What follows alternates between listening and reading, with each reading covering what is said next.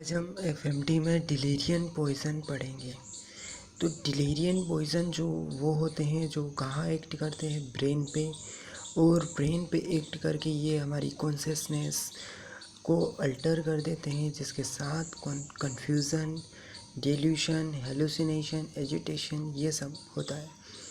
Example क्या क्या है डिलीरियन पॉइजन में? धतूरा है, deadly nightshade, henbane, Indian hemp और कोकेन। आज हम इसमें धतूरा पॉइजनिंग पढ़ेंगे। तो धतूरा का कॉमन नेम क्या है? Thorn apple, jimson seed. इसके फीचर्स की बात करें तो धतूरा जो है एक वाइल्ड श्रब है जो कि 3 से 5 फीट लंबा होता है और वेस्ट प्लेसेस में ग्रो करता है। इसका जो प्लांट है, इसकी लीव्स जो है, इसकी लीव्स डार्क ग्रीन कलर की ओवल लीव्स होती है, जिसमें कि बेल सेपरेट फ्लावर्स पाए जाते हैं। इसकी 2 स्पीसीज पाई जाती है, धतूरा नाइगर, धतूरा अल्बा। जो धतूरा नाइगर है वो डीप पर्पल कलर के फ्लावर रहते हैं उसमें, और जो अल्बा है उसमें वाइट कलर के फ्लावर्स पाए जाते हैं। जो प्लांट हैं उसमें फ्रूट्स रहते हैं जो कि स्पेरिकल होते हैं, और उसमें मल्टीपल स्पाइक्स होते हैं, कांटे लगे होते हैं, इसीलिए इसे थॉर्न एप्पल कहा जाता है। इसमें जो टॉक्सिक पार्ट है, इसके जो सीड्स होते हैं वो किडनी शेप होते हैं, ब्राउनिश कलर के। टॉक्सिक पार्ट क्या है इसमें? All part are toxic but seed are more toxic. सारे पार्ट इसके टॉक्सिक होते हैं, बट जो इसके सीड्स होते हैं वो ज़्यादा टॉक्सिक होते हैं। एक्टिव प्रिंसिपल की बात करें तो इसमें हायोसिन, हायोसाइमिन, एट्रोपिन ये पाए जाते हैं।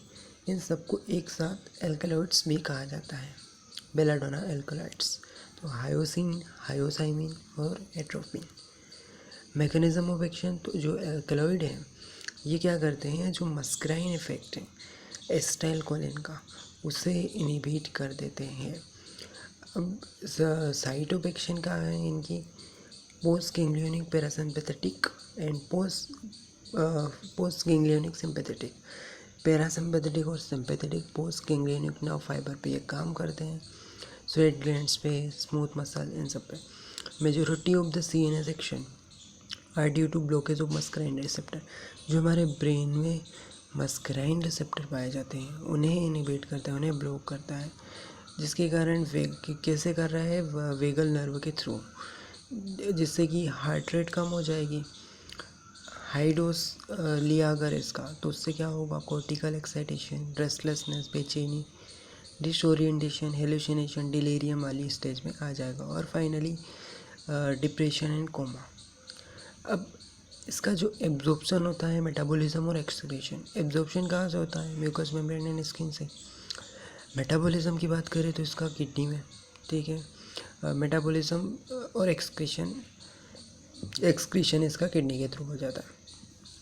क्लिनिकल फीचर्स, तो इसे इसके बारे में कहा जाता है कि blind as a bat, hot as a hare, dry as a bone, red as a beet, और मेड एज अ, जैसे कि चमगादड़ जैसा ब्लाइंड रहता है अंधा, hot as a hare, dry as a bone, bone जैसा सूखा, रेड एज अ बीट, वो जो बीट चुकंदर जैसा लाल, मेड एज अ पागल, हेन जैसा पागल, इस तरीके का रहता है।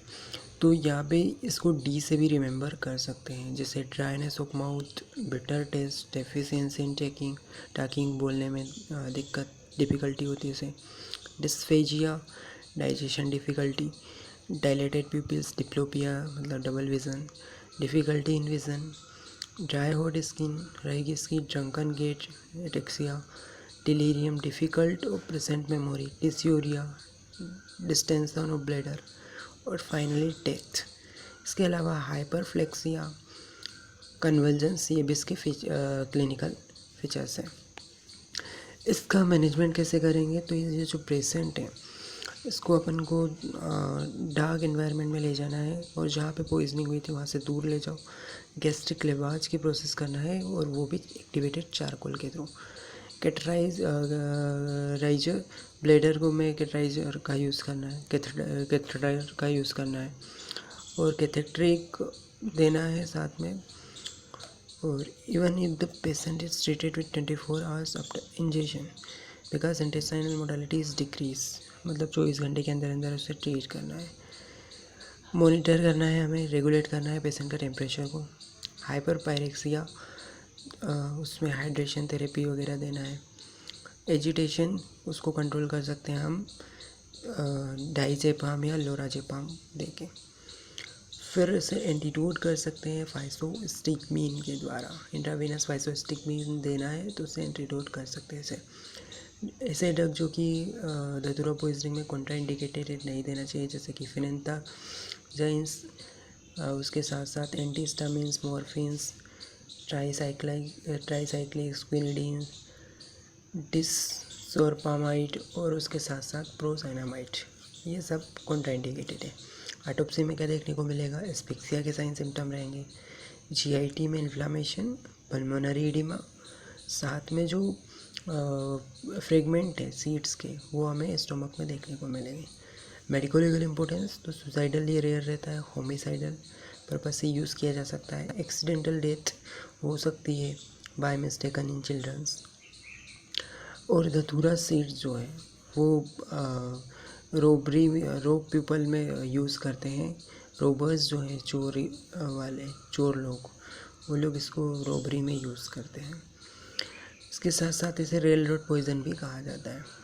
अब जो धतूरा पॉइजनिंग है इसमें डिफरेंशियल डायग्नोसिस की बात करें तो डिफरेंस करना ऐसे कन्फ्यूज़न हो जाता है चिली सीड से, उसे डिफरेंस देखते हैं। जो चिली सीड होते हैं येलो कलर के होते हैं, धतूरा सीड ब्राउनिश होते हैं। चिली सीड साइज स्मॉल होता है, धतूरा सीड बिगर। जो धतूरा के बीज होते हैं वो किडनी सेपरेट होते हैं, बट चिली के जो है राउंड। धतूरा सीड जो होते हैं वो पिटेट और chilli seed smooth.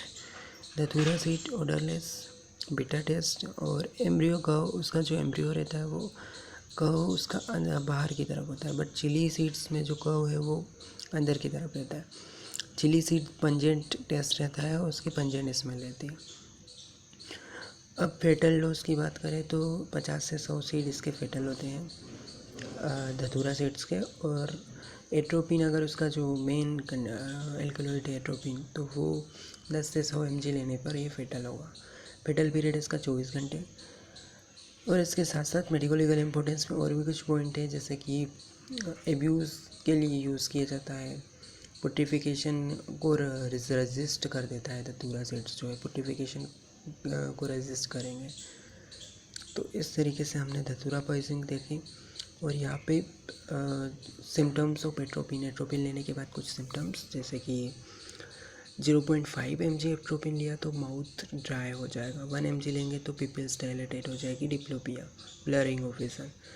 2 to 4 mg अगर पॉइजन लेंगे तो एल्कलॉइड एट्रोपिन लेंगे तो उससे कार्डियक इंक्रीज़ हो जाएगा, increase cardiac and respiratory activity. 5 mg atropine लेने के बाद टेम्परेचर जो है बढ़ जाएगा, यूरिन रिटेन हो जाएगा, निकलने में दिक्कत होगी।